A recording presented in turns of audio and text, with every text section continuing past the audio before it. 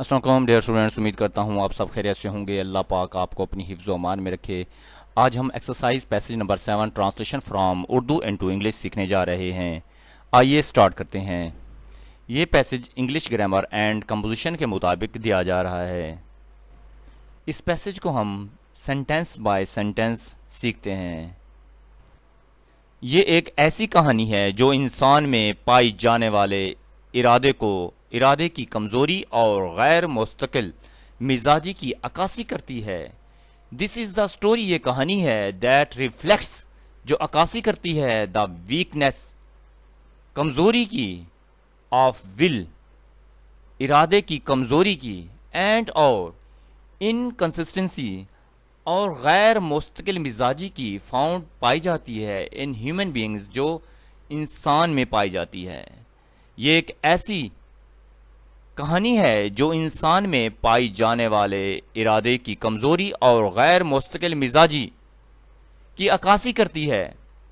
افسانہ نگار نے علامتی طور پر ایک شخص کا سفر بیان کیا ہے جو غلط بس میں سوار ہو جاتا ہے۔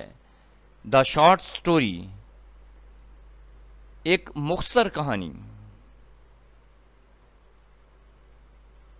رائٹر، مصنف نے سمبولکلی، علامتی طور پر، ڈسکرائبس، بیان کرتا ہے، دا جرنی، سفر کو، آف اے پرسن، ایک شخص کے، ہو گیٹس، جو حاصل کرتا ہے، آن دا رانگ بس، جو کہ ایک غلط بس پر سوار ہو جاتا ہے۔ افسانہ نگار نے علامتی طور پر ایک شخص کا سفر بیان کیا ہے جو غلط بس میں سوار ہو جاتا ہے۔ دوران سفر اس کے ذہن میں مختلف خیالات کا جوار بھاٹا اٹھتا رہتا ہے۔ ڈیورنگ، دوران، دا جرنی، سفر کے دوران، ڈفرینٹ، مختلف، تھاٹس، خیالات، کیپ رائزنگ، بڑھتے رہتے ہیں، اٹھتے رہتے ہیں، اینڈ اور فالنگ ان ہز مائنڈ، اور اس کے ذہن میں مختلف خیال آتے ہیں۔ دوران سفر اس کے ذہن میں مختلف خیالات کا جوار بھاٹا اٹھتا رہتا ہے اور وہ کسی ایک خیال کو بھی عملی جامہ نہیں پہنا پاتا۔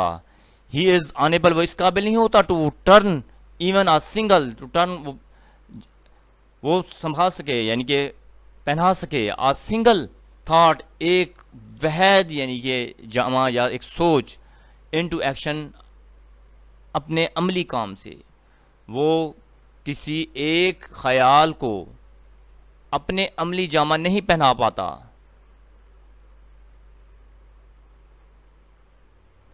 اسے یہ احساس کچھ دیر کے بعد ہو جاتا ہے کہ وہ غلط بس میں سوار ہے۔ آفٹر سم ٹائم، کچھ دیر کے بعد، ہی ریئلائزز، اسے احساس ہو جاتا ہے، دیٹ کہ ہی از ٹریولنگ، کہ وہ سفر کر رہا ہے، آن دا رانگ بس، کہ وہ غلط بس پر سوار ہے۔ اسے یہ احساس کچھ دیر کے بعد ہو جاتا ہے کہ وہ غلط بس میں سوار ہے، لیکن بس کی رفتار اور رش کی وجہ سے وہ کوئی قدم نہیں اٹھا پاتا۔ بٹ لیکن بیکاز آف دا اسپیڈ، رفتار کی وجہ سے، آف دا بس کی، اینڈ دا رش، اور رش کی وجہ سے، ہی کیناٹ ٹیک اینی اسٹیپ، وہ کوئی قدم نہیں اٹھا پاتا۔